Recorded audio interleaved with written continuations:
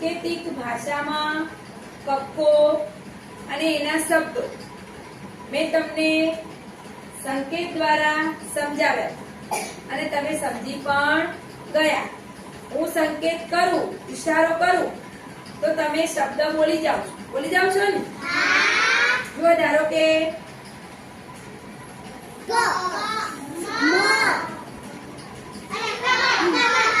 શબ્દ થયો? તમે આવું બોલી તો જાઓ છો, પણ હવે તમને લખતા આવડે છે કે નહીં? તો આજે જુઓ, આસ્થા ધરતી સંકેત કરશે અને આસ્થા બોર્ડ પર રાખશે. પછી આસ્થા એવો સંકેત કરશે અને ધરતીને બોર્ડ પર લખવાનું છે. તો આવી રીતે બધાએ બે ની જોડીમાં આપણે આ પ્રવૃત્તિ કરવાની છે. ચલો ચાલુ કરો.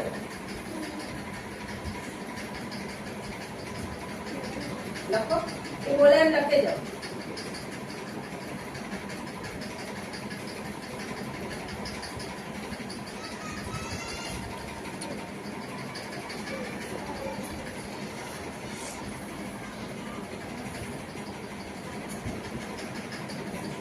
સરસ. જો ધરતીએ જે એક્શન કરી હતી એ પ્રમાણે શબ્દ લખાયો કે નહીં? ધરતીને લખાયો? સરસ. તો કયો શબ્દ લખ્યો? કાચકો. ચલો હવે પેન એમ નાખી દો.